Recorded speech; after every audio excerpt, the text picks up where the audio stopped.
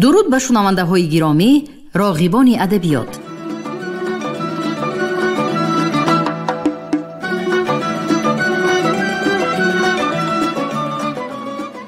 با توجه شما عزیزان، کتاب قهرمان تاجیکستان استاد صدرالدین عینی نمونه ادبیات تاجیک در قرائت کارمند شایسته تاجیکستان علیزاده عبدالرشید خوجانقول.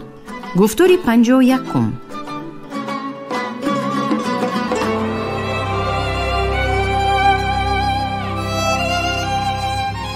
علامه عینی با رساله و مقالات زیادش در خصوص زندگی و ایجادیات شخصیت‌های علم و معرفت و سیاست و دولتداری مردم را با گذشته پرافتخار و فرزندان نیکنام ملت آشنا ساخت. آنها را با تاریخ عبرت‌آموز و پرافتخار خود پیوست. مردم با نگاه زیرکانه و خردمندانه عینی از برار و ناکامی‌های نیاگان در نبرد زندگی آگاه شدند. امام علی رحمان.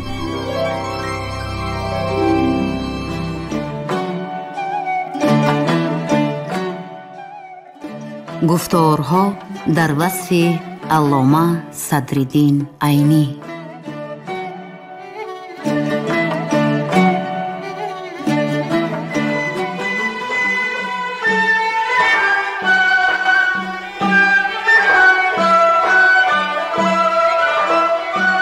عینی یکمین معلم، یکمین ژورنالیست، یکمین شاعر و نثرنویس، یکمین تاریخ نویس و عالم تاجیک است. اولین کتاب‌هایی که من به زبان مادری خودم خواندم کتاب‌های عینی بودند. ساتیم اولوغزاده.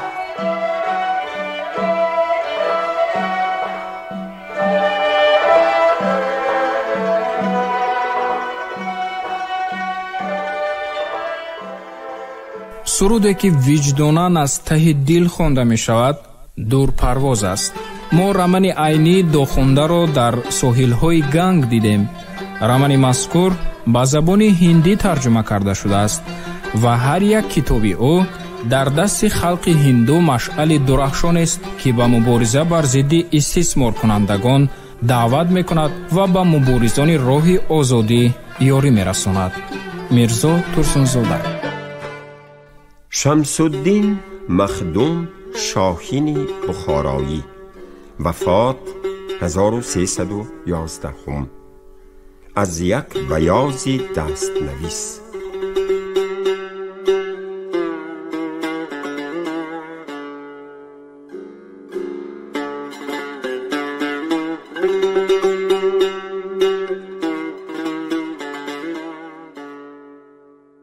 ای لبت لعل و قدت سرو و رخت لاله برین، زاده خط گرده رخت حلقه بمه حاله برین.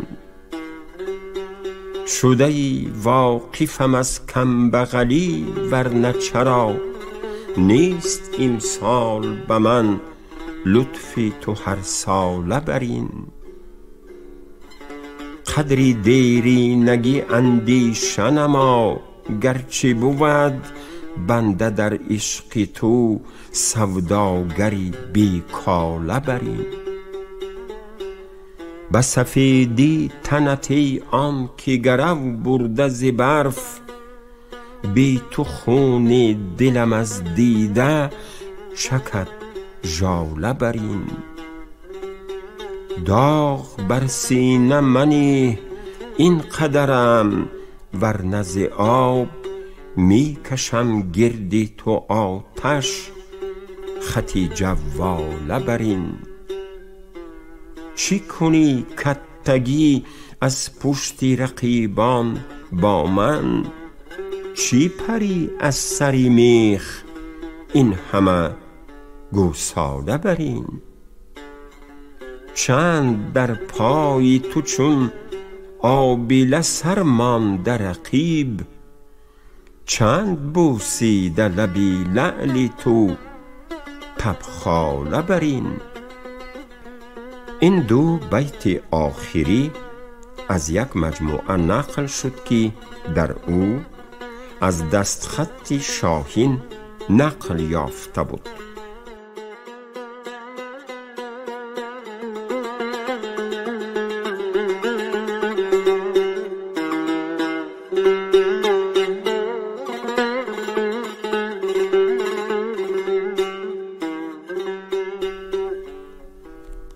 چند در پای تو چون آبله سرمان در رقیب، چند بوسی در لب لعل تو تبخاله بری.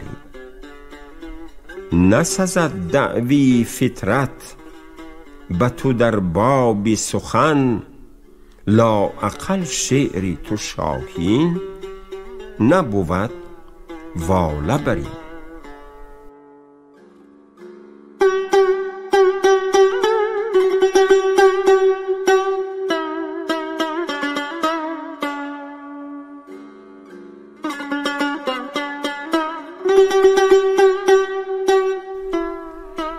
فطرت قاضی قربانخانی بخارایی است، واله واله‌ای سمرقندی است.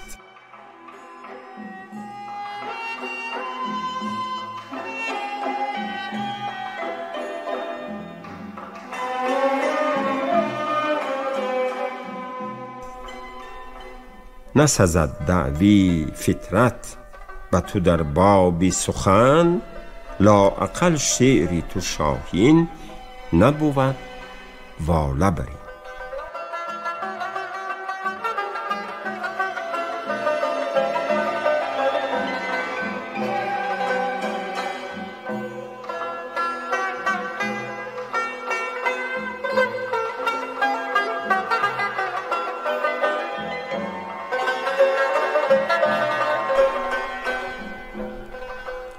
ای لبت مل آرزت گل، ترت سنبل برین.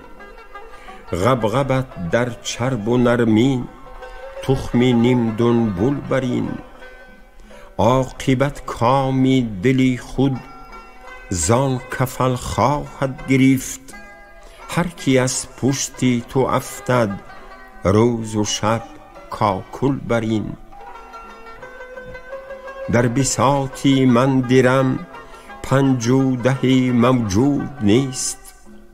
زان ندارم قدر و قیمت، پیش تو یک پول برین. می روی از صحبتی من، همچون نرگس سرگران. می نشینی تا زرو، پیش رقیبان گل برین. تا نقاب از چهره اندازی چو گل، در پای تو می کنم فریاد هر شب، تا سحر بلبل برین.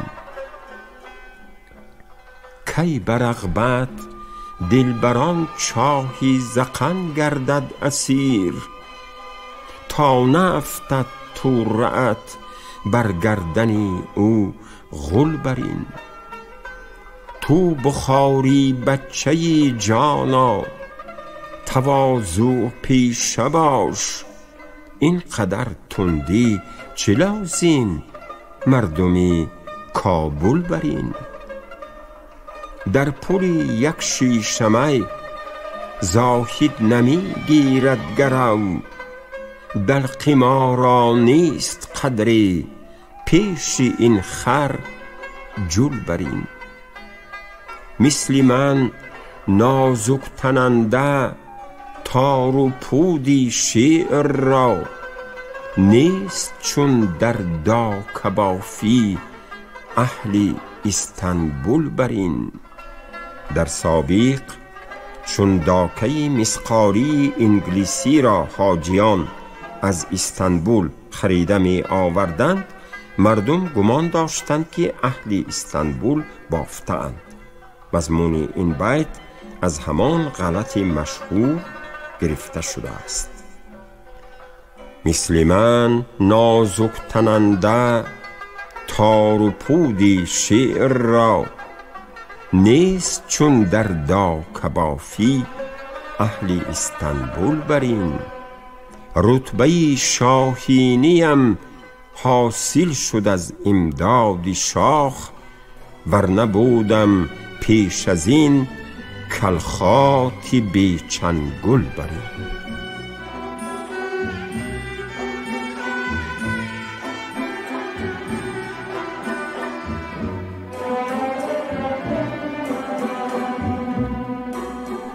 قصیده معذرت برای از ریکاب بازماندن از یک بیاضی دستنویس.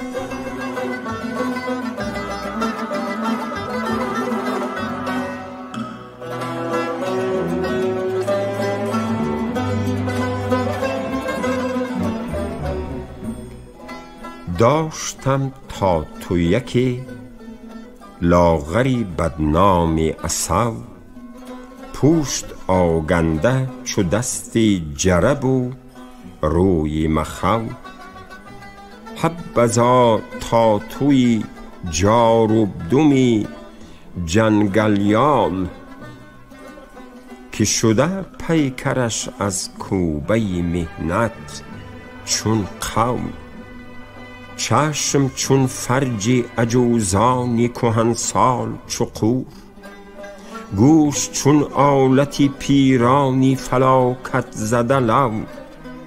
شکم از غایتی کاواکی و قاقی چو سبد، پای از بابتی بی مغزی و خشکی چو غرو.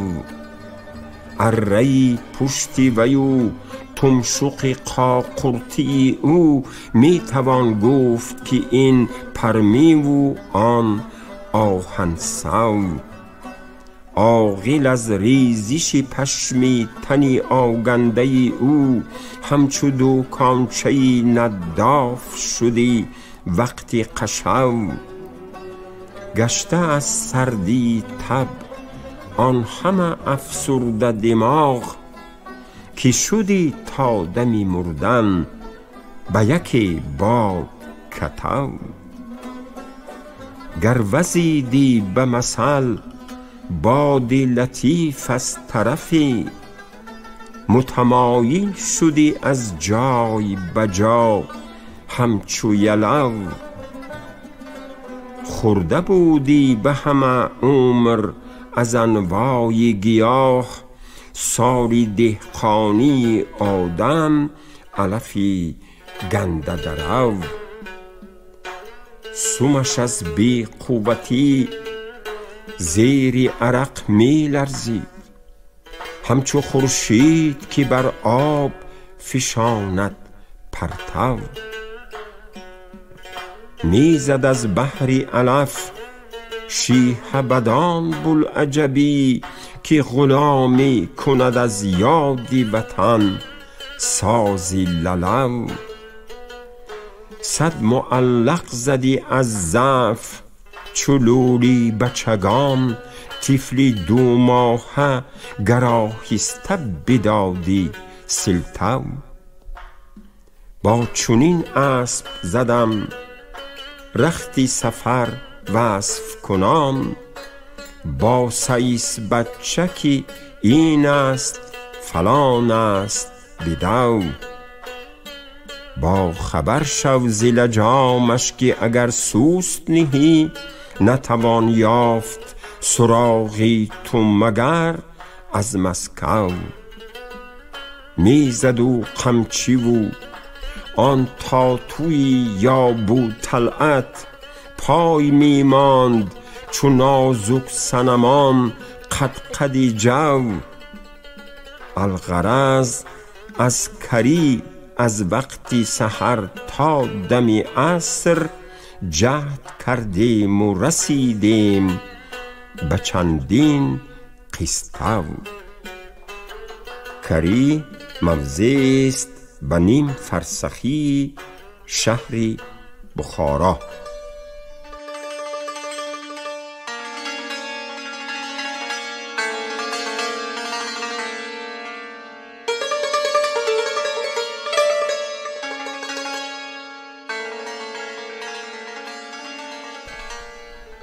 الغرض از کری از وقتی سحر تا دمی عصر، جهد کردیم و رسیدیم به چندین قسطو.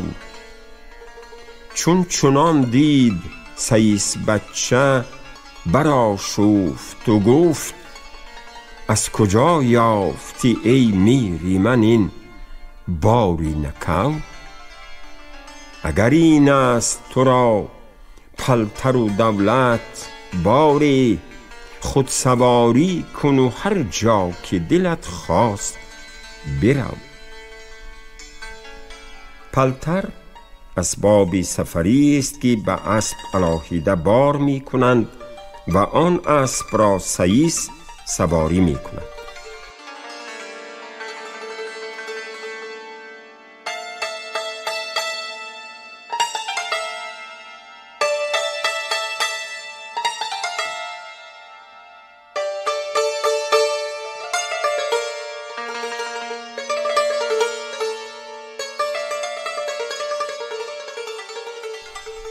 چون چنان دید سییس بچه برا شفت و گفت از کجا یافتی ای میری من این باری نکو؟ اگر این است تو را پلتر و دولت باری، خود سواری کن و هر جا که دلت خواست برو. من در اندیشه فتادم که گر او قهر کند، نشود بی سییس کار دو اسبم سنجو. لاجرم یا بویک در بدلی آن تاتو، بگرفتم به عوض جامه خود مانده گرو. سبب این بود که من بنده به اثنای طریق، هر قدر جهد نمودم نرسیدم به جلو.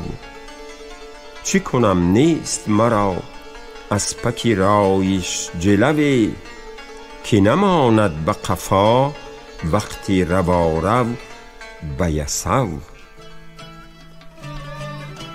انتظامی مخصوص است که موافق آن رکابیان امیران و خانان در سفر حرکت می کنند. یسوول نگهبانی آن است.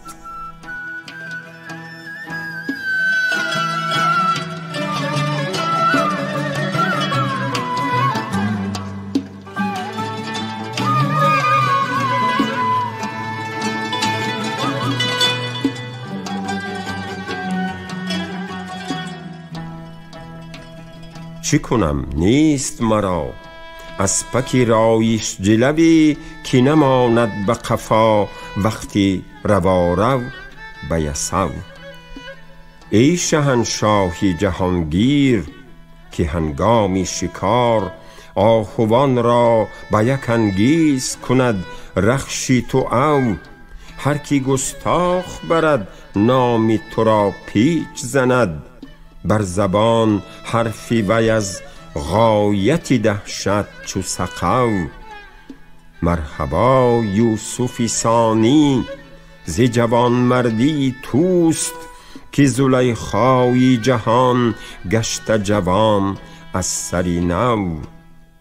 دارم امید که با من بدهی از سری لطف، اسپکی یرغی خوش شکل تر از مرغ تیتو.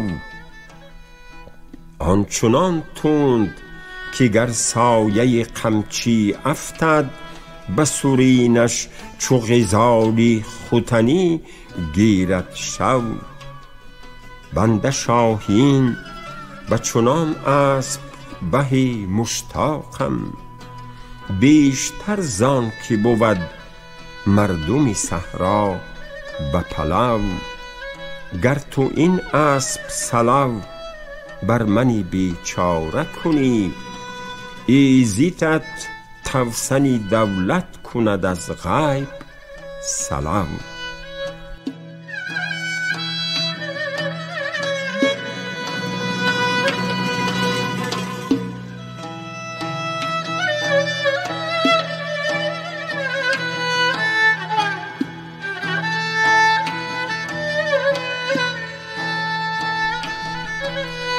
رباعیاتی بی نقطه.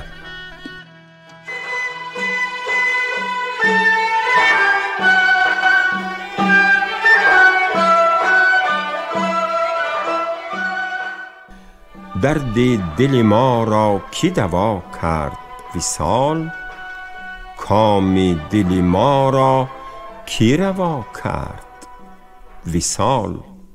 آواره عرصه علم را الحمد، مسروری حصولی مدعا کرد وصال.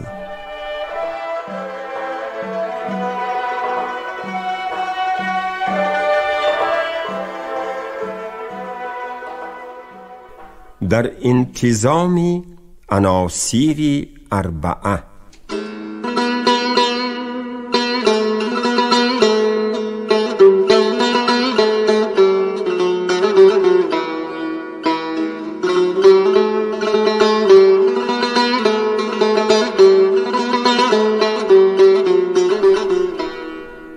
اطراف جهان چو باد گشتیم بسی. در تذکیره حاجی عظیم شرعی این رباعی به نام قاری رحمت الله واضح بخارایی دیده شد.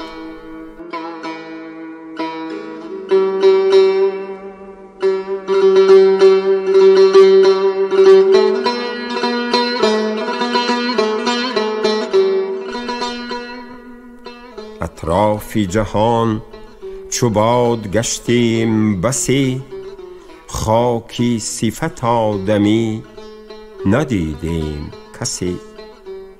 چون آب روان همه بروی خاشاک، افروخته مثل آتش از بحر خسی.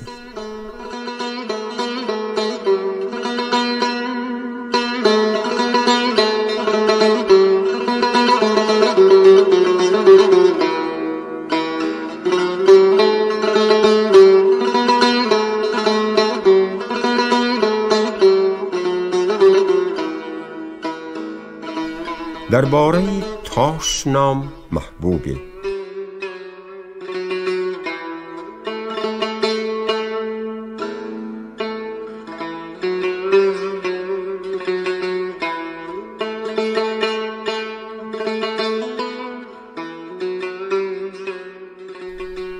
ای درد و غم و رنج تو با من به تلاش، چون جمع گرسنه بر سری سفره آش. تو جان منی و جان من از سنگ است، نامی تو نهادند زان واسطه تاش.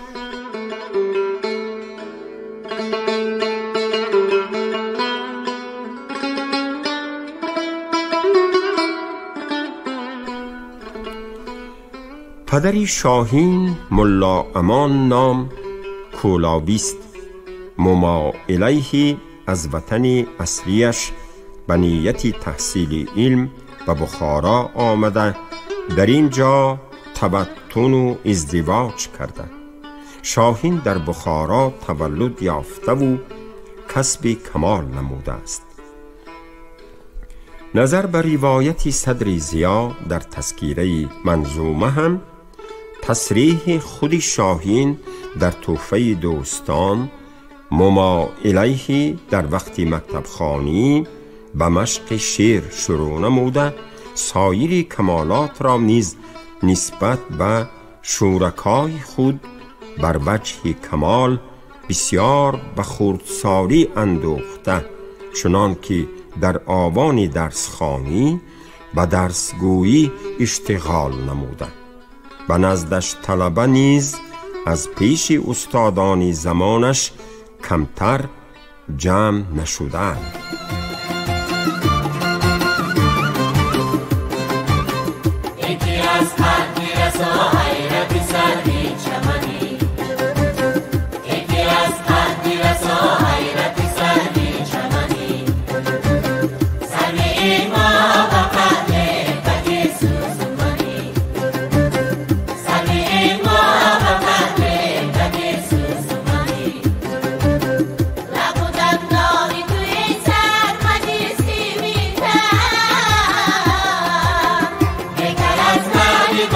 Show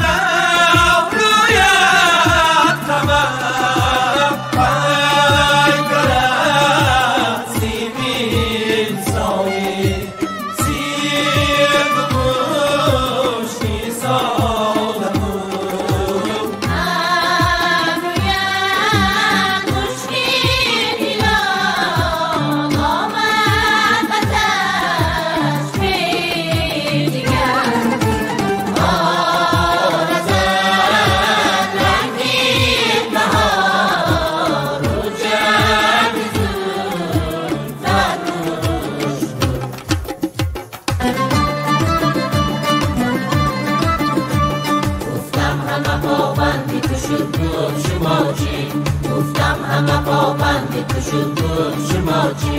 گفتم زینمت سوخت دلم بود و ما چی؟ گفتم زینمت سوخت دلم بود و ما چی؟ گفتم چی شود حاصلی ما گفت چی دادم؟ گفتم چی شود حاصلی ما گفت چی دادم؟ گفتم بسرم دست بینه گفت کی پاچی؟ گفتم بسرم دست بینه گفت کی پاچی؟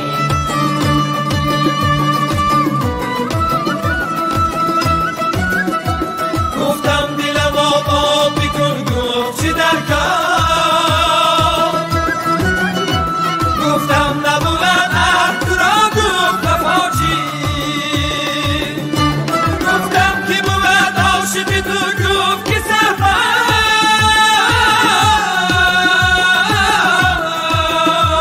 گفتم که چرا ظلم کنی گفت چرا چی؟ گفتم که بود عاشق تو گفت که سرما؟ گفتم که بود عاشق تو گفت که سرما؟ گفتم که چرا ظلم کنی گفت چرا چی؟